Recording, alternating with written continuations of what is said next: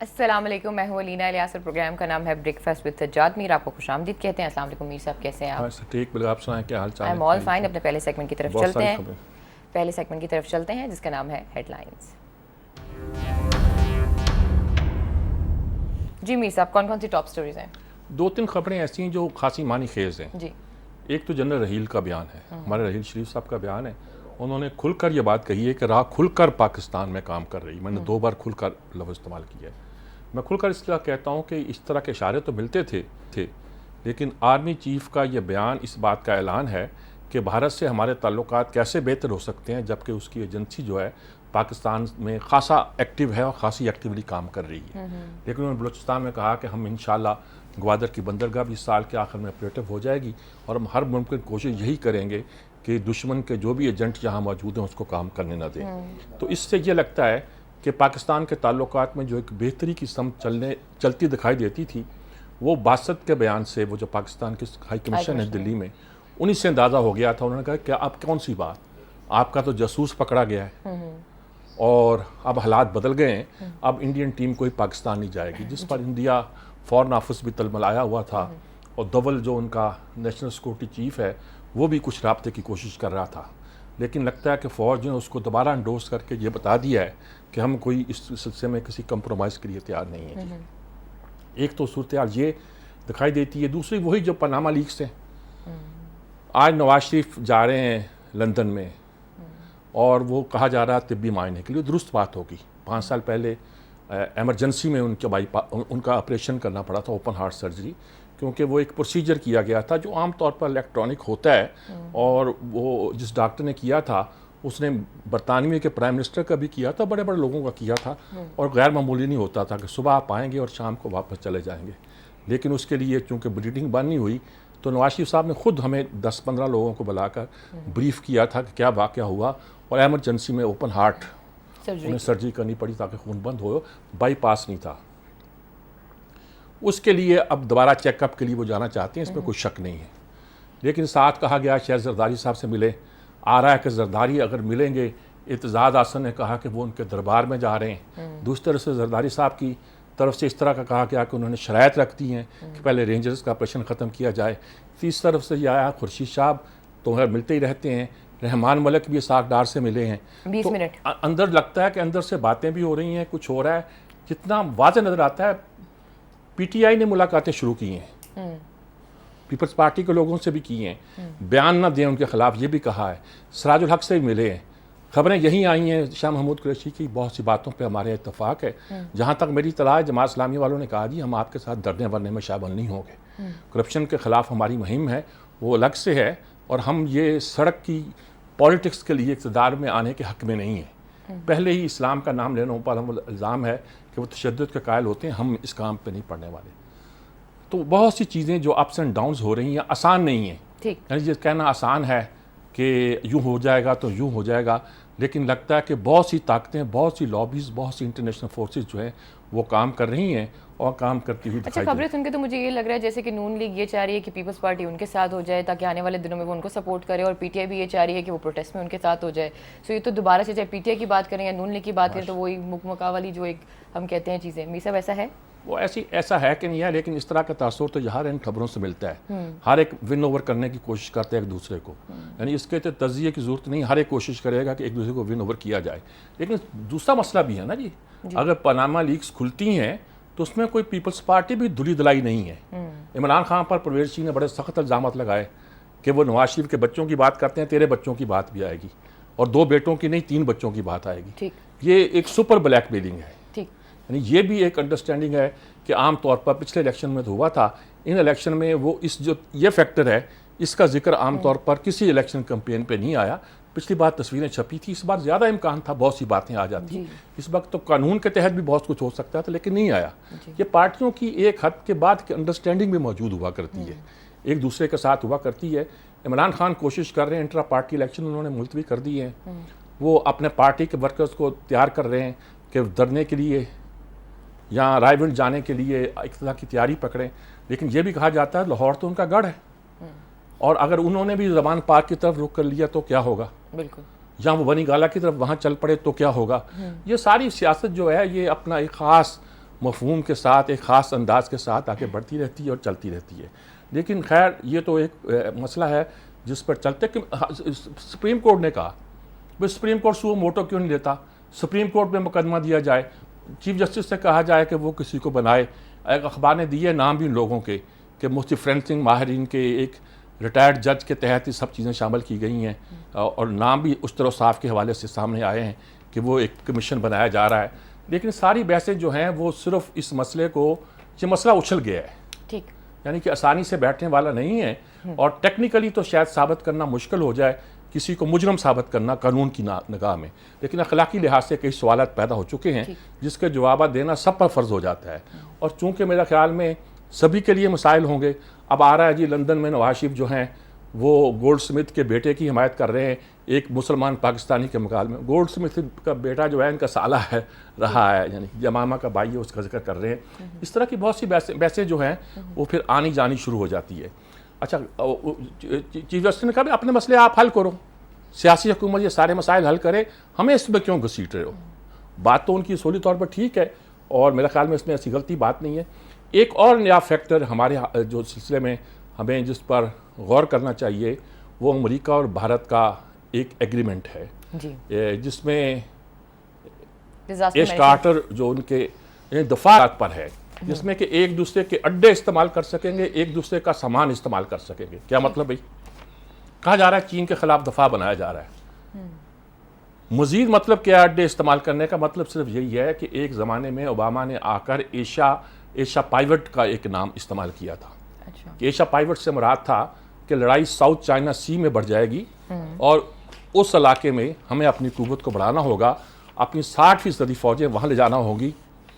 اب ہم روس کے ساتھ لڑائی, مشرق وسطیٰ کے ساتھ معاملے میں گڑبڑ, افغانستان میں معاملات سے اپنے آپ کو وڈرا کریں اور وہاں فوکس کریں. وہاں چین ایک طرح کی انیشیٹو لے رہا ہے اور وہ آگے بڑھتا دکھائی دیتا ہے. اب انڈیا کے ساتھ وہاں کا ایک اتحاد بنتا جو دکھائی دیتا ہے.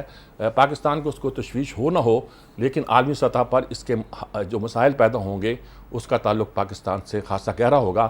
جواب میں پاکستان کی طرف سے آنا کہ گوادر کی پورٹ اس سال آپریٹو ہو جائے گی اور اس پہ کام شروع ہو جائے گا, یہ بھی گویا اس بات کو ظاہر کرتا ہے کہ اس مسئلے کے کتنے پہلو ہیں جو اس وقت ہمارے سامنے آئے ہوئے ہیں اور جس کو ہم دیکھ سکتے ہیں اور سمجھ بھی سکتے ہیں, اس کو لے کے آگے چل سکتے ہیں. ایک بیان شہرجار نیازی کے نام سے آ رہا ہے ایم کیو ایم کے خلاف.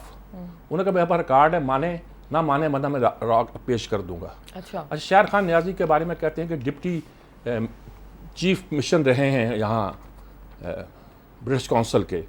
جب وہ میڈیا کو ڈیل کرتے تھے تو میں اس زمانے میں تو ان سے ملا تھا 2-3 بار, اور میں اس کی پوری فیملی کو جانتا ہوں. جی, یہ ہمارے جنرل نیازی جو تھے جنہوں مشرقی پاکستان میں ہتھیار ڈالے تھے ان کے پوتے ہیں. اور کیا والد کا نام کیا ہے ان کا, ان کے پوتے ہیں. والدہ کا نام مجھے یاد آ گیا, شینی قادر. ایک بہت بڑا مقدمہ بنا تھا ہمارے ہاں, اس میں وہ تھیں اور ان کی بیل بھی ایک پاکستان کے معروف آدمی لی تھی. میں ان خاتون سے بھی ملا ہوا ہوں, ان سے بھی ملا ہوں, ان کو بہن کو بھی جانتا ہوں. یہ ایک بڑے ایک طرح کے بیلنس آفیسر گنے جاتے تھے وہاں.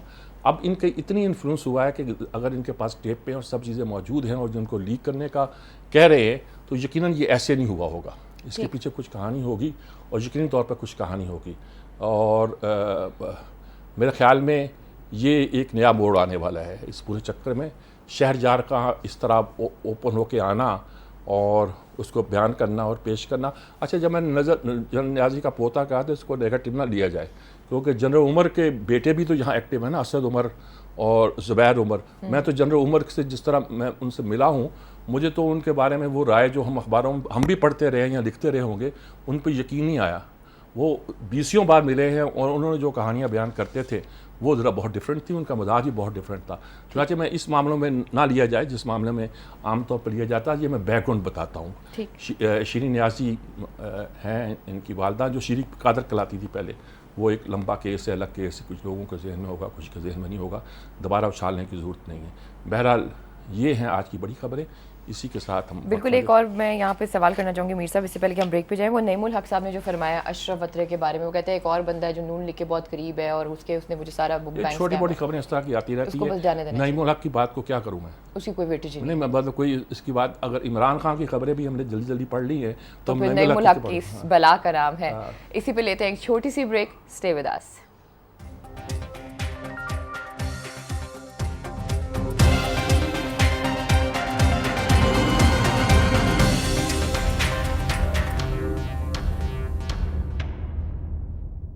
اگلے سیگمنٹ کی طرف چلتے ہیں جس کا نام ہے انسائٹ. جی میر صاحب, کون کون سے آرٹیکلز ہیں؟ اچھا جی, پہلے تو آج عامر خاکوانی کا ہے کہ سیاسی اور نظریاتی مارکا رائی کے نام پر ہے. وہ اسی بات پہ چل رہے ہیں کہ ہمارے ملک میں جو ہے وہ پیپلز پارٹی اس کے ساتھ بنا رہی ہیں, وہ جمع کیا پنجاب کے بعد سندھ بھی کھونا نہیں چاہے گی, اور عمران خان اس موقع سے فائدہ اٹھا رہے ہیں, سسٹم بگ سے اٹھ سکتا ہے وغیرہ وغیرہ. سسٹم بچانے کی جو باتیں ہم کرتے ہیں, یعنی کہ یہ ساری پاناما لیکس نے جو سارے اثرات کیے ہیں, اس نے ہمارے سماج کو ہلا کے رکھ دیا ہے. یہ بات فیکٹ ہے, سماج کو ہلا کے رکھ دیا ہے. اصل میں کچھ لوگوں کو یہ بات سمجھ نہیں آتی کہ جب تک یہ انٹرنیشنل کیپٹلسٹ سسٹم ایگزسٹ کرتا ہے, کہ پاکستان تو صرف اس کی ایک جھلک ہے.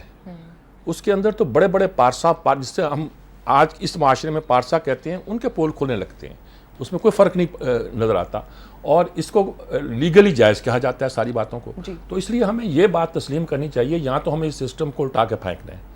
اور الٹا کے پھینکنا کا مطلب یہ تھوڑا ہے سسٹم کو اگر تباہ کرنا تو اس کا مطلب ہمارے یہاں یہ لے کہ فوج کو لے آ جائے, یہ مطلب بھی نہیں بنتا. یعنی کہ یہ مطلب تو ہونے کا مطلب ہے کہ ہم پھر اسی میں گھومنے لگ رہے ہیں. وہ کہتے ہیں اب سوشل میڈیا پہ خاص طور پہ بہت بحثیں چل پڑی ہیں, اور لگتا ہے کہ اسلامسٹ ورسز سیکولر جو ہے نا وہ بحث کیے جا رہے ہیں اور اس پہ چل رہے ہیں. اور جو سیکولر ہیں ان کے تین ہی باتیں ہیں جو وہ کہنا چاہتے ہیں کہ ریاست کو اسلامی نہیں ہونا چاہیے, سیکولر ہونا چاہیے. نمبر 2 کہ قرارداد مقاصد کو نکال دیا جائے, اور نمبر 3 یہ کہ اقلیتوں کو بھی وہی حقوق ملنے چاہیے جو عام شہریوں کو ہیں. اور یہ بات ظاہر ہے کہ کوئی غلط نہیں ہے, بالکل ٹھیک بات ہے. اور جہاں تک قائد اعظم کی تقریروں کا حوالہ ہے کہ انہوں نے اسلامی فلاحی ریاست کا ذکر کیا, جمہوری ریاست کا ذکر کیا, سارے وہ تذکرے بڑھے ہوئے ہیں. اسلامی ماڈل وہ ملک میں لانا چاہتے تھے. ہمارے لوگ جو ہیں یہ کوشش کہتے ہیں کرنے کی کہ قائد اعظم گویا کہ سیکولر اسٹیٹ بنانا چاہتے تھے, شاید ایسا نہیں ہے. اس طرح کی وہ جو بحثیں جو مارکا رائی پھر جاری ہو گئی ہے, ان کا خیال ہے کہ سوشل میڈیا پہ یہ مارکا رائی بہت تیز ہے. ہمارے معاشرے کے اندر ویسی نہیں ہے, ہمارے عام میڈیا کے اندر بھی ویسی نہیں ہے. آج دوسرا یاسر پیرزادہ نے ایک کالم لکھا ہے جو ان ساری باتوں کے جو عام طور پہ کہی جاتی ہیں اس کے جواب میں ہے. اس نے شاید اس خاکسار کا حوالہ بھی دیا ہوگا کہ جو لوگ ٹوکتے رہتے ہیں, کیونکہ کچھ باتیں وہ ہیں جو میں کہتا رہتا ہوں کہ نیلسن منڈیلا کی بات یا موز تنگ کی بات یا دوسرے لوگوں کی بات, انہوں نے اس کا حوالہ دیا لنکن کا کہ لنکن نے کس طرح غلاموں کے خلاف کنفرنٹیشن بن گئی تھی, امریکہ کی جنگ آزادی کس طرح اس کے خلاف لڑے اور پھر کس طرح اس کو گولی مار دی گئی. اور مارنے والا وہ تھا جو شمالی علاقوں میں اس کو جائز رکھنا چاہتا تھا, غلامی کو وغیرہ وغیرہ ساری بحث کرتے ہوئے. ہم کہتے ہیں کہ بھی نیلسن منڈیلا تھا, ماؤ تھا, یہ تھا, وہ تھا, ان کو بھی دہشت گرد کہا. ہم یہ نہیں کہتے وہ دہشت گرد تھے, ہم کہتے ہیں جب انہوں نے ہتھیار اٹھانے کی بات کی تھی تو دنیا نے دہشت انقلاب لانے کی بات کی, وہ جینون انقلابی تھے. پہلے یہ بات مانی جائے.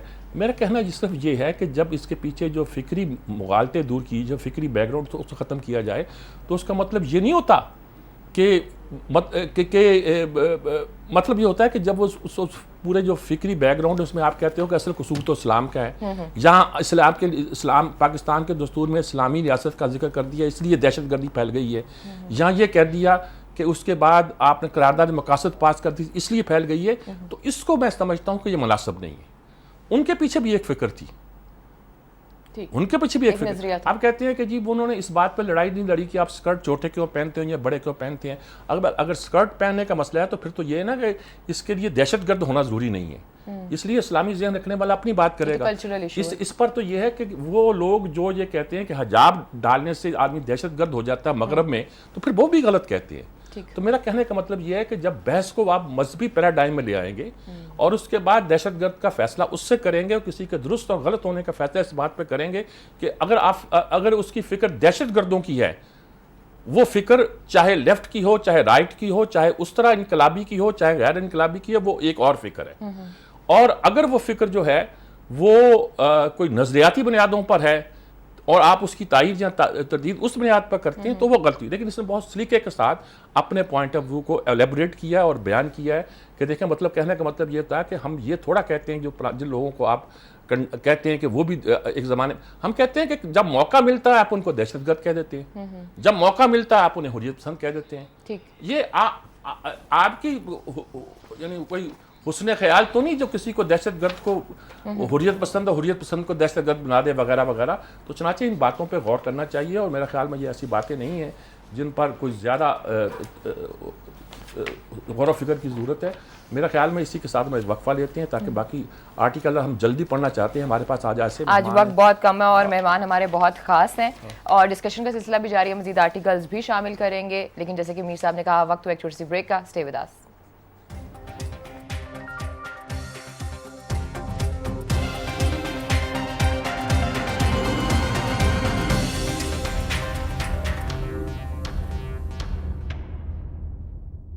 جی میر صاحب کون کون سے آرٹیکل مزید آپ شامل کر رہے ہیں؟ جو پہلے پڑھنا چاہتا ہوں, the rise of Donald Trump has shown that connections aren't every thing. یہ فوکوہاما کا ہے, اینڈ آف ہسٹری والا جو تھا, جس کی کتاب بڑی مشہور ہوئی تھی, تہذیبوں کے تصادم کے ساتھ تاریخ کا خاتمہ, جو دوسری کتاب تھی جو اس زمانے میں مقبول اور معروف ہوئی. اس کا ان کا کہنا یہ ہے کہ یہ جو ہم کر رہے ہیں صورتحال جو ہمارے ہاں رد عمل پیدا ہو رہا ہے قوموں کے اندر, اس پہ ہمیں غور کرنا چاہیے اور دیکھنا چاہیے. دیکھیے انہوں نے کہا کہ قوم پرست اور الگ الگ ملک بن گئے ہیں, وہ ٹھیک ہے. اس وقت جو ہم فائٹ کر رہے ہیں وہ خود اپنی طرح سے ایک ڈیفرنٹ فائٹ ہے. ملکوں کے اندر کیا ہو رہا ہے, جرمنی میں کیا ہو رہا ہے, مہاجرین آ رہے ہیں, مہاجرین کو سنبھالنی پڑے, مسلمان کہاں رہ رہے ہیں, یہ مسلمان جن بستیوں میں رہ رہے ہیں اور جو ان کے ساتھ سلوک ہو رہا ہے, اور کسی اور کے ساتھ سلوک ہو تو ان کے ہاں بھی تشدد پیدا ہونا لازمی ہے. اور یہ بھی بات بھی ہے کہ اس پوری صورتحال میں جو اتفاق نہیں ہے مہاجرین کے بارے میں, وہاں بھی رائٹ ونگ کو جو ہے نا ایک اسٹرینتھ مل رہی ہے اور دیکھنا چاہیے. اور اگر اوباما شام کے بارے میں ایک اچھی پالیسی اختیار کرتا تو اس کے نتیجے کے طور پر یقینی طور پر ایک صورتحال جو اتنی خراب نہ ہوتی جو ہو گئی ہے. اور بہت سی باتیں مثالیں دے کر انہوں نے کہا کہ ہم اس میں آنا چاہتے ہیں, دیکھنا چاہتے ہیں. غریب ممالک امیر ہوئے, یعنی کوئی فائدے بھی ہوئے, لیکن کارل مارکس نے کہا تھا کہ سفر کی آخری منزل کمیونزم ہے, وہ تو نہیں آیا, لیکن بہت سا لبرل ہے, مارکیٹ معیشت ہے, ساری چیزیں یہ کام کر رہی ہیں. اور پھر خاندانی نظام بھی آ رہا ہے, جیب بش ہے, یہ آگے آ رہا ہے. لیکن ایک بات ثابت ہو گئی, ٹرمپ کے ووٹوں نے ثابت کر دیا کہ یہ لوگ جو ہیں, اگر کسی ملک میں ریاستیں بھی موجود ہیں اور تعلقات بھی موجود ہیں, خاندان بھی موجود ہیں اور دولت اور پیسہ بھی موجود ہے, تو وہ امپورٹنٹ نہیں بنتا. امپورٹنٹ چیز یہ بنتی ہے کہ جو بہت سارے مسائل آپ نے خود پیدا کیے مسلمانوں کے ملکوں کے اندر, مہاجرین کا مسئلہ آپ سیٹل نہیں کر سکے, جرمنی کے اندر جس طرح آپ نے ان کو سیٹل بھی کیا تو اس سے کیا تصادم پیدا ہوا, سوسائٹی میں کیا کانفلکٹ آیا, اس کے نتیجے کے طور پر جو ٹرمپ طرح کے لوگ پیدا ہوتے ہیں. اور ہمیں اس بات کو غور کرنا چاہیے. ٹرمپ کو اس وقت مڈل کلاس کی حمایت بھی حاصل ہے, اور تعلقات اس وقت صورتحال ہے کہ جیب بش $1 بلین لگا چکا ہے اپنی کیمپین پہ. لیکن ظاہر ہے کہ یہ جو پیچھے ساری بیک گراؤنڈ میں بتا رہا ہوں, یہ ان سب چیزوں سے آگے نکل جاتی ہے. اور آج امریکہ میں 70% بچے سنگل پیرنٹس کے پاس پرورش پا رہے ہیں. یا ماں باپ کی شادی نہیں ہوئی تھی, یا شادی ہوئی تھی تو اب ان کی علیحدگی ہو چکی ہے, اکیلے سنگل پیرنٹ جو ہے ان کی پرورش کر رہی ہے. ڈرگس عام ہو رہی ہیں, بحر الکاہل کے آر پار ایک ہی طرح کا جو سینیریو وہ پیدا ہونا شروع ہو گیا ہے. ان دونوں طرف کی اشرافیہ نے جو ہے وہ یورو بنایا تھا, یہ یورو کرنسی نہیں, لیکن اس کا نتیجہ یہ ہے کہ یہ کرنسی بھی ان سے چل نہیں پا رہی. تو ان کا خلاصہ یہ ہے گفتگو کا کہ یہ جو ہمارا آزاد معاشرہ ہے, یہ سارا معاشرہ ہے, اس کو ہم نے خود خراب کیا ہے, اپنی پالیسیوں سے خراب کیا ہے. اسی وجہ سے ٹرمپ جیسے لوگ جو ہے, یہاں سارے وہ انتہا پسند جو ہے وہ سامنے آ رہے ہیں. امریکہ کو تو ایک طرف ہم یہ دیکھ رہے ہیں, جرمنی, اٹلی, مطلب یورپ کی بہت سی کنٹریز ہیں جہاں پہ ایکسٹریم رائٹ جو لوگ ہیں نا, جسٹ بیکاز آف دس, جیسے کہ آپ نے کہا لی پین ہے, وہاں بہت سارے لوگ ہیں وہ وہاں سے آ رہے ہیں. انہوں نے کہا اس کی وجہ یہی گنی جا سکتی ہے. دوسرا آرٹیکل میں خورشید ندیم کا دیکھنا چاہتا ہوں, جس نے کہا ہے کہ بھئی علی بن ابی طالب جیسا داماد ہو تو عمر بن خطاب جیسا حکمران پیدا ہوتا ہے, ورنہ نہیں ہوتا. مطلب ایک پورے معاشرے میں انہوں نے کہا کہ ایک بات انہوں نے کہی کہ عمران کی کامیابی کو میں معاشرے کی ناکامی سمجھتا ہوں. کیونکہ اس نے کہا کہ یہ ہیجان اور رومان, ہم کبھی رومان اسلام سے پیدا ہو جاتا ہے, ہمیں کبھی انقلاب سے پیدا ہو جاتا ہے. یہ رومان اور ہیجان جو پیدا ہوا ہے اس سے معاشرے چلتے نہیں ہیں. انہوں نے کہ مثال کے طور پر آپ نواز شریف کو ہٹا دیتے ہیں, چلیے ہٹا دیا آپ نے, پھر کیا ہوگا, اس کی جگہ کون لے گا؟ کوئی عوامی انقلاب سے آئے گا کوئی آدمی آئے گا یا کوئی جمہوری طریقے سے آئے گا. اور اچھا عوام کی پسند سے اگر فوج آ جائے گی تو کیا نتائج نکلیں گے اس کے. اور اگر انتخاب کے لیے آئے گا تو انتخابات کے لیے کون سی پارٹی تیار ہے اس وقت؟ خود پی ٹی آئی تیار نہیں ہے. تو آپ کیا کس کیوس کی طرف ہمیں لے جانا چاہتے ہیں؟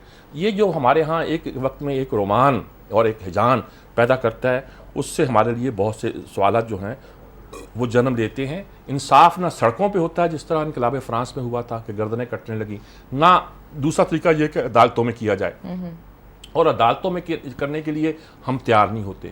اس کو ہم جمہوری انقلاب کا نام دیتے ہیں, لیکن وہ انقلاب خود اپنے اندر بہت سے مسائل رکھتا ہے اور ان مسائل کی اپنی ایک اہمیت اور حیثیت ہے. جی یہ مہا عقیل کا آرٹیکل ہے کہ اس آرٹیکل کا خلاصہ یہ ہے کہ وہاں ایک سروے ہوا برطانیہ میں, چینل 4 نے کرایا, جس نے یہ ثابت کیا کہ مسلمان جو ہے نیشن ود ان نیشن بنا رہے ہیں, قوم کے اندر ایک نئی قوم کو جنم دے رہے ہیں, جس کے نتیجے کے طور پر بہت سے مسائل پیدا ہو رہے ہیں ہمارے ہاں. انہیں کہا اس طرح کے سروے کرنا, یہ نہیں پتا کہ آپ کی نے کس محلے کو سیمپل چول پر چولا, کسی ایک اپارٹمنٹ کو چنا, آپ کا سیمپل کیا تھا کیا نہیں تھا, لیکن اس کے فائدے نہیں ہوتے, اس کے نقصان ہوتے ہیں. اور انہوں نے کہا کہ ان کی رائے تھی کہ 20% مسلمان ایسے ہیں جو جہاد کی جو قوتیں کام کر رہی ہیں ان کو سپورٹ کرتے ہیں, اور اگر آپ یہ اس طرح مسلمانوں کو آپ ادر کے طور پر پورٹرے کرتے ہیں کہ ایک ہم ہیں, ریسٹ آف دی ورلڈ باقی یہ مسلمان ہیں, تو بڑے مسائل پیدا ہوتے ہیں. آپ مسلمانوں کو اپنے سے الگ کر کے ایلینیٹ کرنے کے بعد جو بات کرنا چاہتے ہیں اس سے بہت سے نتائج جو ہیں وہ اچھے پیدا نہیں ہوتے. تو خلاصہ ان کی بات کا یہ ہے کہ جو بھی تہذیبوں کا تصادم بھی ہو رہا ہے یا جو داعش پیدا ہو رہی ہے, کچھ ہو رہی ہے, سروے جو بتاتا ہے اور جس طرح ان سروے کو ہم سپورٹ کرتے ہیں, حالات وہ نہیں ہیں. مغرب کو مسلمانوں کے خلاف کہتے ہیں کہ جو ان حملوں کی صورت میں 60% ان کی فیلنگ میں اضافہ ہوا ہے. ہمیں جو ہماری سوسائٹی کے اندر یہ ڈیوائڈ پیدا ہو رہی ہے اس کو دیکھنا چاہیے اور سوچنا چاہیے, اور یہ خیال رکھنا چاہیے کیسے اس پر قابو پایا جا سکتا ہے. ایک آرٹیکل آج ہمارے یہ حفیظ اللہ نیازی صاحب کا بھی ہے, پھر کسی کا امتحان موجود ہے. آج کی صورتحال پر ہے کہ کل جو بعید نظر آتا تھا آج وہ ہوتا دکھائی دیتا ہے. یعنی ان کا کہنا یہ ہے کہ ہمارے جو ایک تو یہی ایشیا پائیوٹ کی طرف منتقل ہو رہا ہے سارا, اس کا ذکر کیا ہے, اور روس جو ہے اس سے کالے میں تیل کی قیمت کم کر دی تاکہ روس پہ دباؤ پڑو. امریکہ کی بڑی لڑائی کا ذکر کرتے وہ اپنے حالات پہ آتے ہیں اور کہتے ہیں کہ 2013 میں نواز شریف جتنا مضبوط تھا آج اتنا نہیں ہے, 14 میں شاید, اور جب دھرنے کا واقعات ہوئے تھے انہوں نے کہا اب اتنا مقبول نہیں ہے. اس وقت صورتحال بہت ڈیفرنٹ ہے, اور ڈیفرنٹ صورتحال جو پیدا ہوئی ہے, نواز شریف کو چاہیے کہ وہ سسٹم بچائے, لیکن تجویز عجیب دیتے ہیں کہ وہ کسی آزاد کمیشن بنا دے اور کچھ دیر کے لیے اپنی جگہ کسی اور کو وزیر اعظم بنا دے. وہ جو پہلے دھرنے کا مطالبہ تھا عمران خان کا جس کے یہ اگری نہیں کرتے تھے, اب ان کا خیال ہے کہ اب حالات ایسے ہیں کہ اس پہ اگری کر لینا چاہیے. یعنی کہ یہ چیز تو خود شریف فیملی میں بہت سے لوگوں کو سوٹ کرتی ہوگی. کچھ لوگ کہتے ہیں چوہے نثار کو لایا جائے, کچھ کہتے ہیں شہباز شریف سے بچا جائے, کچھ شہباز شریف کہتے ہیں شہباز شریف بھی تار پہ بیٹھا ہوگا کہ اگر کسی نے آنا تو پھر مجھے کیوں نہیں آنا. تو ان چیزوں کی طرف اشارہ ہے, لیکن جو اسکیم انہوں نے پیش کی ہے یہ ہماری صورتحال میں کبھی قابل قبول ہوا نہیں کرتی. یہ نہیں کہ حکمرانوں کو قابل قبول نہیں ہوا کرتی, بلکہ یہ کہ ہمارے ہاں وہ چلا نہیں کرتی, اور اس کے اثرات جو ہونے چاہیے جس طرح آپ سمجھتے ہیں وہ پیدا نہیں ہوتے. یہ ہے جی آج کے آرٹیکل. اسی کے ساتھ اب وقفہ لے لیجیے, ایک وقفہ لیں گے. اور میرا وہ جو ڈیوڈ کیمرون کا مسئلہ چل رہا تھا وہ بھی کرٹیکل ہوتا جا رہا ہے, اور شاید وہ جو آپ نے ایک پریشر والی بات کی تھی کہ ہو سکتا ہے یہاں پہ بلٹ ہو جائے, وہی ایک آپشن کوئی نہیں. ہمارے نواز شریف جا رہے ہیں وہاں, عمران بھی لندن میں ہوں گے اور زرداری بھی ہوں گے, ڈیوڈ کیمرون کو بچا کر آئیں گے. فی الحال وقت تو ایک چھوٹی سی بریک کا. ناظرین اسٹے ود اس.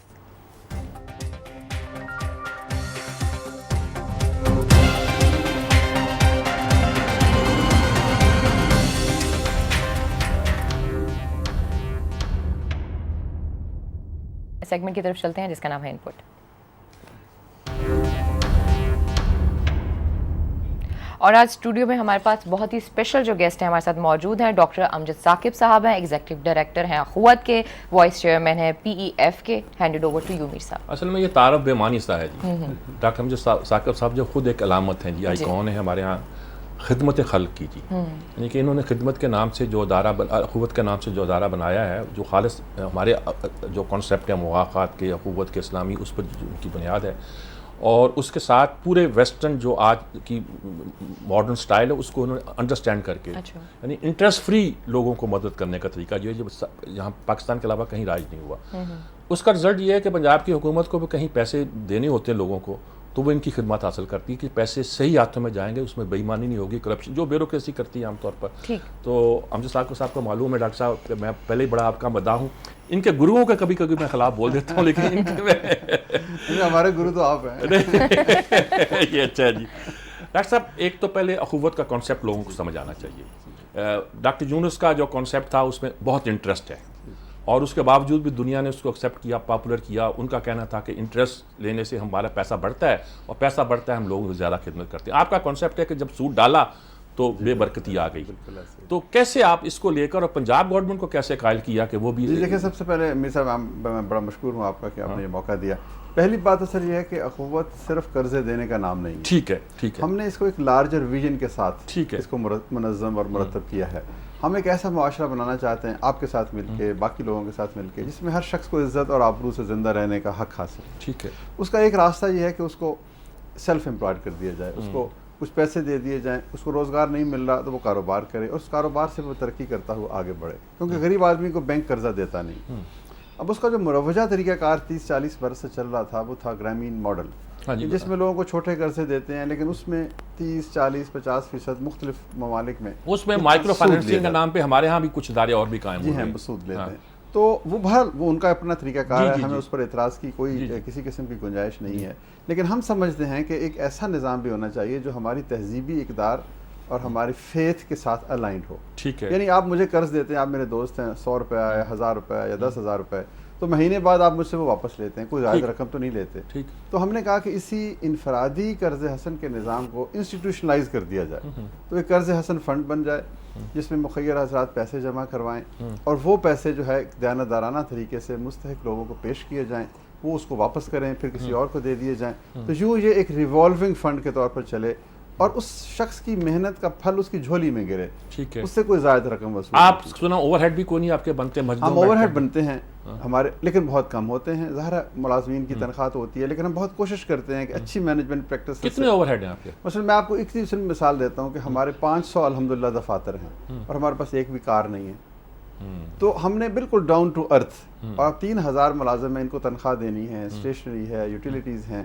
تو ہمارے تقریباً 8 سے 10% تک ٹوٹل جو ایکسپینسز ہوتے ہیں, ٹوٹل جو ہماری ڈسپرسمنٹس ہوتی ہیں, اس کا اتنا حصہ جو ہے وہ ہمارے اخراجات پہ آتا ہے. جی. عام طور پر یہ جو آپ نے سٹارٹ 2 ارب سے کیا تھا؟ نہیں سر, نہیں, ہم نے تو 10,000 روپے سے شروع کیا. اچھا, وہ کیا ہم نے جب آغاز کیا تو چند ہزار روپے تھے, وہ ہم نے دیے, واپس آئے. جب یہ پھر ایک بہت بڑی اسکیل پہ پہنچ گیا, اس کے سسٹمز بن گئے, اس کے ماڈلز بن گئے اور اس کا امپیکٹ نظر آنے لگا معاشرے پہ, تو پھر ہم نے حکومت وقت کو, حکومت پنجاب کو, شہباز شریف صاحب کو یہ ماڈل ایک پیش کیا. انہوں نے کہا جی کہ آپ بھی اپنی طرز پر کام کرتے ہیں لیکن یہ بھی ایک ایوولوشنری پروسیس کے تحت ایک آرگینک طریقے کے ذریعے سے ہم نے اس نتیجے پہ پہنچے ہیں کہ ایسے بھی کام کیا جا سکتا ہے.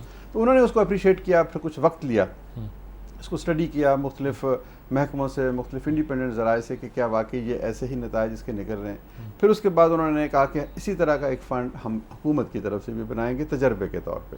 لیکن ایک فیصلہ انہوں نے اچھا کیا, انہوں نے کہا کہ یہ فنڈ حکومت امپلیمنٹ نہیں کرے گی. اچھا. حکومت دیکھے گی اپنی چوکس ہو کر اور آنکھیں کھول کر کے یہ ہمارا فنڈ کون استعمال کرے گا اور کیسے کرے گا.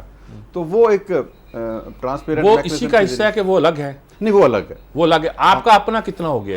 ہمارا جو ہے, ہمیں تقریباً ہم نے پچھلے 10-15 سال میں 1 ارب روپے کے لگ بھگ لوگوں سے, آپ جیسے لوگوں سے جو بلیو کرتے ہیں شیئرنگ, وہ فنڈ بنا ہوا ہے. اچھا. اس کو ہم ریوالو کرتے ہیں. اچھا. تو وہ ریوالو ہو کے کوئی 5-6 ارب روپے پہ ہم نے تقسیم کر دیا. اچھا. اس کے متبادل لیکن اس سے علیحدہ ایک متوازی کہہ لیجیے, کیونکہ ان کی ہم علیحدہ سے بینکنگ اور فائنینشیل ارینجمنٹ کرتے ہیں, کیونکہ وہ حکومت کا پیسہ ہے, یہ عوام کا, لوگوں کا پیسہ جو ہمیں دیا گیا.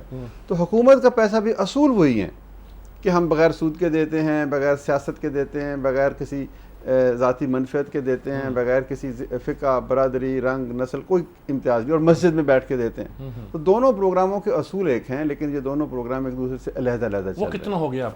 وہ بھی دیکھیں, وہ 1 ارب سے شروع کیا تھا حکومت پنجاب نے, اور اب اس میں 6 ارب روپے کی رقم ہے. اچھا. اور اس کو ریوالو کر کے کوئی 18 ارب روپے لوگوں تک پہنچ چکے ہیں, اور اس میں بینیفیشریز کی تعداد تقریباً 9.5 لاکھ گھرانے ہیں. اچھا, آپ کس چیزوں پہ قرضہ دیتے ہیں؟ چھوٹے چھوٹے دیکھیں یہ بہت چھوٹے چھوٹے کاروبار ہیں. آپ یقین کیجئے کہ مطلب 150 ایسے چھوٹے چھوٹے کاروبار ہیں جو 10, 15, 20, 30, 40 ہزار روپے سے شروع کیے جا سکتے ہیں. ٹھیک ہے. اچھا پھر کچھ لوگ ایکسپینشن کے لیے کرتے ہیں. مطلب اب سمپلسٹ کام کیا جی, ریڑھی لگا لی, پھل کی لگا لی, جوتوں کی لگا لی, لنڈے کی لگا لی, سبزی کی لگا لی, گروسری سٹور ہیں, موٹر سائیکل مکینک ہیں, کمپیوٹر مکینک ہیں, لکڑی کا کام ہے, شیشے کا کام ہے, عورتیں گھروں میں بیٹھ کے کام کرتی ہیں, بیوٹی پارلرز ہیں. تو یہ چھوٹے چھوٹے کام جن کو ہم بڑے پیمانے پہ شاید دیکھ ہی نہیں پاتے. مطلب یہ غریب آدمی بہت سمجھدار ہے, اس کام میں بینکنگ سیکٹر ویسے نہیں آتا, اس کے لیے اس کے بینکنگ تو بینکس تو یہ کہتے ہیں نا کہ ہمیں کولیٹرل دو گے تو ہم قرض دیں گے. اچھا, آپ کس بات پہ قرض دیتے ہیں؟ بندے پہ اعتبار کیوں کرتے ہیں آپ؟ جی اس لیے کرتے ہیں کہ ہمارا سب سے پہلے نقطۂ آغاز یہ ہے کہ ہم کہتے ہیں کہ ہر شخص قابل اعتماد ہے. ٹھیک ہے. ہر شخص محبت کے قابل ہے. لوگوں نے اعتماد پہ آپ کی قدر کی. میں عرض کروں نا کہ اس کا نتیجہ دیکھیں نا, جب ہم نے کہا کہ ہم آپ سے محبت کرتے ہیں تو یہ کیسے ممکن ہے کہ آپ ہم سے محبت نہ کریں. ہم نے میر صاحب کوئی 24 ارب روپے کے قریب قرض دیا ہے, اور آپ ہر روز بددیانتی کی کہانیاں سنتے ہیں, لیکن اس 24 ارب کی واپسی کی شرح 99.9% ہے. اچھا, یہ جو تقریباً سارا ہی آ گیا واپس. یہ 14 لاکھ گھرانے جو تقریباً 80-90 لاکھ لوگ بنتے ہیں, یہ کون ہے؟ کیا یہ پاکستان میں نہیں رہتے؟ یہ بھی تو محنت کرتے ہیں, لیکن یہ دیانتداری سے محنت کرتے ہیں. بنیاد یہ ہے کہ جو ریلیشن شپ ہے نا, جب اسٹیٹ کی بعض اوقات خامیاں یہ ہوتی ہیں کہ اسٹیٹ کا جو اپنے سٹیزن سے ریلیشن شپ میں اگر اعتماد کا فقدان ہو جائے تو پھر کوئی ٹیکس نہیں دیتا, پھر کوئی ہیرا پھیری کرتا ہے, پھر کئی قسم کے مسائل پیدا ہوتے ہیں. تو ہم نے یہ کوشش کی ہے کہ اس بنیادی اعتماد کو نہ توڑیں. ہم اسے قرض نہیں دیتے, ہم کہتے ہیں کہ ہم تو تم سے مواخات کا رشتہ جوڑ رہے ہیں. تو یہ رشتہ جب جوڑتے ہیں, اسلام کے ہاں بڑے اچھے لفظ اخوت تو آپ نے نام رکھا, مواخات کا تعلق ہے. غزہ کی پٹی پہ تو اسی کے سہارے اسرائیل کے حملوں میں لوگ جیتے ہیں, اپنے گھروں کا کھانا لا کے باہر گلی میں بیٹھ جاتے ہیں, جس کے پاس جو ہوتا ہے وہ کھا لیتا ہے. ہمارے یہاں اوقاف کا سسٹم رہا ہے ہماری یعنی خلافتوں کے زمانے میں, عباسیہ جسے سب ہمارے ہاں وقف قانون موجود ہے, لیکن اس زمانے میں تو یہ بہت بڑا, اس زمانے میں تو یہ اصول تھا. دیکھیں ہم اس نتیجے پہ پہنچے اس تمام تہذیبی سفر کے بعد, تاریخ کے مطالعے کے بعد, سب کچھ, کہ ایک طرف ہے غربت, بھیک, اور ایک طرف ہے سرمایہ دارانہ نظام. تو بھیک دے کے بھی آپ دنیا سے غربت ختم نہیں کر سکتے. ٹھیک ہے. سرمایہ دارانہ نظام کے نتیجے میں 2 ارب لوگ $1 سے کم میں زندہ ہے. تو ایک درمیانی راستہ جسے شیئرنگ کہتے ہیں, کمپیشن کہتے ہیں, نبی پاک صلی اللہ علیہ وآلہ وسلم نے اسے مواخات کہا. آپ اسے قرض حسن کہتے ہیں. قرض حسن, نیکی کے لیے دیا گیا. قرض حسنہ سے واقف ہوتے ہیں تو وہ اس سے کہتے ہیں کہ جب واپس دیا جائے تو ہنسنا شروع کر دیں. اچھا امجد صاحب, یہ نا میں آپ کی ویب سائٹ دیکھ رہی ہوں, یہاں پہ آپ نے لکھا بھی ہے یوز آف ریلیجیس پلیسز, تو تھوڑا اس کو ایلیبوریٹ کریں گے, یہ کیا ہے؟ جی دیکھیں, اس میں یہ ہے کہ ہم مساجد, چرچز یا کوئی بھی ریلیجیس پلیس جو ہے, ہم کہتے ہیں کہ ریلیجیس پلیسز کو بھی سوشل اکنامک ڈیولپمنٹ کے لیے استعمال ہونا چاہیے. اب دیکھیں نا, مسجد ایک اہم ترین انسٹیٹیوشن ہے, ہم اس سے دور ہو گئے. نبی پاک صلی اللہ علیہ وسلم کی زندگی کا مطالعہ کریں کہ مسجد میں تعلیم بھی ہو رہی ہے, تربیت بھی ہو رہی ہے, نماز بھی ہو رہی ہے, عدالت بھی لگ رہی ہے, سپہ سالار, یعنی سیٹ آف گورننس تھی بیسک. اچھا, اور گورننس کے اچھے اصول کیا ہیں؟ شفافیت, احتساب اور پارٹیسپیشن. تو وہ سارے, اور پھر غربت صرف معاشی نہیں ہے, غربت روحانی اقدار کی محرومی بھی, تو اقدار کا افلاس بھی تو غربت. ہاں اچھا, اس لیے ہم اس سے جڑے ہیں. ایک چیز اور کرتے ہیں آپ کو کہ آپ صرف اسی پر نہیں ہیں لوگوں کی, آپ مثلا ہیلتھ پہ بھی کام کر رہے ہیں. ایک آپ کا کلینک ہے جس پہ میں بھی جاتا ہوں اور اس کا فائدہ اٹھاتا ہوں, اور اس کے علاوہ آپ اس میں آپ ایجوکیشن, یہ انڈومنٹ فنڈ جو ہے اس میں, یہ اب یہ کیا کانسیپٹ کہاں تک پھیلایا آپ نے؟ سوشل سیکٹر سارا یہ. جی دیکھیں, بات یہ نا کہ میر صاحب کے قرضے دینے سے تو آپ کی معاشی غربت ختم ہوتی. ٹھیک ہے. الٹیمیٹ ہمارا وہ ویژن ہے, ہم سب مل کر ایک اچھا معاشرہ بنانا چاہتے ہیں. تو اس معاشرے میں تعلیم کی بھی ضرورت ہے, صحت کی بھی ضرورت ہے, ہنر لینے کی بھی ضرورت ہے, بہت سارے اور کام ہیں. تو ہم نے بنیادی کام ہمارا ابھی بھی قرض حسن کے ذریعے لوگوں کو بہتر کرنا ہے, لیکن ہم نے تھوڑا سا تعلیم کے بارے میں بھی کیا ہے, تھوڑا سا ہیلتھ کے بارے میں بھی کیا ہے. تعلیم میں ہم ایک یونیورسٹی بنانا چاہتے ہیں, ایک کالج ہم نے بنا لیا ہے. ہم کہتے ہیں کہ اگر قرض بغیر سود کے ہے تو تعلیم بغیر فیس کے بھی ہو سکتی ہے. This is an investment for future. آپ کو ایک ایسے بچے کو جو بہترین صلاحیتوں کا حامل ہے, اسے کیوں اس کے لیے دروازہ بند کرتے ہیں کلاس کا کہ اس کے پاس 1 لاکھ یا 2 لاکھ روپے کی فیس نہیں ہے. تو ہم سب کو ریاست کو بھی اور سول لیکن سوسائٹی وہاں کو آپ نے شرط یہ رکھی ہوئی ہے کہ صرف جو بچے افورڈ نہیں کر سکتے ان کو تعلیم جی دیں؟ 80% بچے تو وہی ہوں گے جو افورڈ نہیں کر سکتے. اچھا. باقی ہم ایک انٹیگریشن بھی ہم کریٹ کرنا چاہتے کیونکہ ہیں. ورنہ یہ تاثر پیدا ہوگا کہ یہ تو خیر خیراتی اسکول ہے، میں نے وہی عرض اس کیا، کے بچے تو کسی قابل نہیں ہوں گے. 20-25% بچے جو ہیں وہ فیس ادا بھی کر سکتے ہیں تاکہ ایک انٹیگریشن کا انٹیگریٹڈ ایک ماحول ہو، کیونکہ وہ اپنی دنیا میں چلے جائیں گے، وہ اپنی دنیا میں چلے جائیں گے. ہمارا کام انکلوژن ہے. کوئی بھی معاشرہ ترقی تو تعلیم کے معیار کو کیسے جج کرتے ہیں آپ، کیسے کرتے ہیں صحیح طور پہ؟ وہ تو سر ٹیچر اسٹاف کیا ایویلیوشن کرنے کے ادارے بن گئے ہمارے اللہ کا شکر ہے. بالکل. تو آپ اس کا استعمال کرتے ہیں؟ جی ہم پہلے ایک بیس لائن کرتے ہیں کہ جی جب بچہ آتا ہے تو اس کی کیا تعلیمی قابلیت ہے. وہ بیس لائن ہمارے لیے انڈیکیشن ہوتا ہے. ہم نے ہر مہینے پھر دوبارہ دیکھنا ہے کہ اس بیس لائن سے آگے بڑھا بچہ کہ نہیں بڑھا. یعنی کنٹینیوس مانیٹرنگ کا ایک سسٹم بھی ہمارے پاس ہے. یہ میٹرک تک ہے جی، نہیں ہم اس سے آگے کالج کی بھی ہے، اور یونیورسٹی بھی ہے، اور میکسیمم 25,000 ہے کہ اس سے زیادہ بھی ہوتی ہے آپ کی لمٹ، کیونکہ آپ کے اس پہ آ رہا ہے نا ایجوکیشن لون. جی وہ 25,000 روپیز انکم ہے، ماہانہ انکم ہے. وہ جس فیملی کی ہو وہ ہم سمجھتے ہیں کہ وہ بچوں کو، ان کے بچوں کو مدد ملنی. اچھا، انڈومنٹ فنڈ جو ہے یہ کیا کنسیپٹ لے کر آئے؟ اس کا کیا؟ انڈومنٹ فنڈ کا تعلق اخوت سے نہیں ہے. اخوت سے نہیں ہے؟ اخوت انڈومنٹ فنڈ، لیکن آپ اس کے بھی وائس چیئرمین ہیں. وہ خالصتاً حکومت پنجاب کا، شہباز شریف صاحب نے اس کے لیے 17 ارب روپے کا وہ فنڈ بنایا ہے. تو اس کا ایک بورڈ آف ڈائریکٹر ہے، اور مجھے انہوں نے میری جو ایکسپرٹیز تھی مینجمنٹ میں اور باقی چیزوں میں، تو مجھے انہوں نے کہا کہ آپ اس کے وائس چیئر پرسن بن جائیں اور آپ اس کو آزادانہ طور پر چلائیں. تو شرط ہم نے بھی یہی رکھی کہ جی ہوگا تو میرٹ کی ہوگا. انہوں نے کہا جی میں تو خود میرٹ کا قائل ہوں. تو اس انڈومنٹ فنڈ سے ہم نے تقریباً 1.5 لاکھ بچوں کو اسکالرشپس دیے ہیں. لمس میں دیے ہیں، آئی بی اے میں دیے ہیں، فاسٹ میں دیے ہیں، کامسیٹس میں دیے ہیں. اور یہ پاکستان میں کسی بھی حکومت کا سب سے بڑا فنڈ ہے. اور اس میں 17 ارب روپے جو جمع کیے گئے ہیں، اس کے لیے قانون یہ ہے کہ یہ 17 ارب روپے کوئی خرچ نہیں کر سکتا. یعنی ان کو رول بیک بھی نہیں کر سکتا. یہ ایک جگہ پر پارک ہیں کسی بینک میں. اس کی جو آمدنی آتی ہے وہ خرچ کی جا سکتی ہے تعلیم پر اور اسکالرشپ پر. کتنا 17 ارب پہ کتنا آ جاتا ہوگا سر؟ آپ دیکھیں نا کہ یہ 17 ارب ایک دم نہیں بنا. پہلے 2 ارب، پھر اگلے سال 2 ارب، پھر 4 ارب، اس طرح کی سے بنا.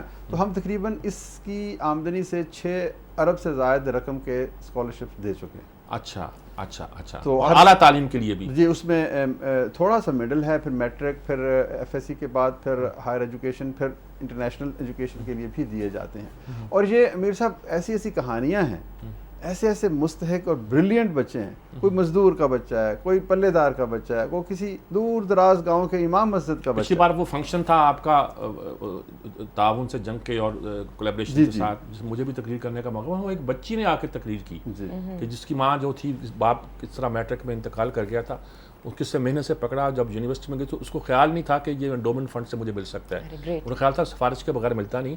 اور بس یہ اتنی وہ سمجھدار روئی نہیں ہے وہ، لیکن اس نے اتنی خوبصورتی کے ساتھ بیان کیا کہ جب اس کو یہ مل گیا تو کس طرح اس کے ذریعے سے اس کی زندگی بدلی. صاحب وہ خود نہیں روئی، لیکن اس نے لوگوں کو رلا دیا. جو درد مند دل لگتے ہیں، ان کو علم ہے کہ جو بچے بریلینٹ ہیں، جو پڑھنا چاہتے ہیں، ان کے راستے میں کتنی بڑی بڑی مشکلات آتی ہیں. تو یہ انڈومنٹ فنڈ کا بھی اب اس کو دوسری حکومتوں نے بھی، بلوچستان حکومت نے بھی اپنا انڈومنٹ فنڈ بنا دیا اسی پیٹرن پر. فیڈرل گورنمنٹ نے بھی بنا دیا، باقی صوبے بھی اس کو اسٹڈی کر رہے ہیں. تو یہ ایک ایسی براہ راست کاوش ہے جس کے ذریعے. اب میں ایک بات ایسے پوچھنا چاہتا ہوں، جس طرح لوگ کہتے ہیں کہ جی اگر انٹرسٹ لیا جائے تو وہ 1 ارب شاید آپ کا اس وقت 6 ارب ہو چکا ہوتا، جیسے ایک کانسیپٹ ہوتا ہے. یہ جو سرکاری آپ کے پاس آ گیا ایک اور بھی کام جس پر ظاہر نیکی کا کام ہے، اس پہ آپ جو بھی مدد کر رہے ہیں اور بالکل درست کر رہے ہیں، تو اس سے یہ ایفرٹ جو انڈیپینڈنٹ اخوت کے لیے فنڈز کو ایکسپینڈ کرنے کی تھی وہ کچھ کم تو نہیں پڑی؟ نہیں سر، بالکل نہیں. یہ الحمدللہ ہم یہ یقین دلانے میں اپنی کریڈیبلٹی سے، اپنی ٹرانسپیرنسی سے ہم نے یہ ثابت کیا ہے کہ ہم حکومت کے ساتھ مل کے کام کر رہے ہیں. اور حکومت کے ساتھ مل کے کیا جانے والا ہر کام سیاست نہیں ہوتا. ہم دیکھیں نا، ہم ہر وقت کہتے ہیں کہ حکومت کو اچھے لوگوں کے ساتھ یا اچھے اداروں کے ساتھ مل کے کام کرنا چاہیے. تو اگر حکومت اچھے اداروں کے ساتھ مل کے کام کرتی ہے، پبلک پرائیویٹ پارٹنرشپ ہوتی ہے جو دنیا بھر میں ایک عام مروجہ کانسیپٹ ہے، تو اس میں سیاست نہیں ہے. ہم کسی سیاسی جماعت کے لیے کام نہیں کر رہے، ہم تو اس حکومت کے ذریعے سے لوگوں کے لیے کام کر رہے ہیں. تو یہ لوگ اب سمجھتے ہیں اس بات کو. تو اس میں بہت سارے ادارے ہیں جو حکومت سے تعاون لیتے ہیں. تمام یونیورسٹیاں اس ملک کی حکومت سے پیسے لیتی ہیں, گرانٹس لیتی ہیں, تو اس کا مطلب یہ تو نہیں ہے کہ وہاں پر سیاست ہوتی ہے. تو یہ ریاست ہی اتنے بڑا سپورٹ کر سکتی ہے. اب آپ یونیورسٹی کہاں بنا رہے ہیں, بنانے کا ارادہ کہاں؟ ہم نے یہ فیصل آباد میں اور لاہور میں. اچھا, یہ اس کے لیے ہم نے ایک فیکلٹی کا آغاز کیا ہے جی. اچھا, بایو ٹیکنالوجی میں. آپ بایو ٹیکنالوجی میں بنا رہے جی, ہیں؟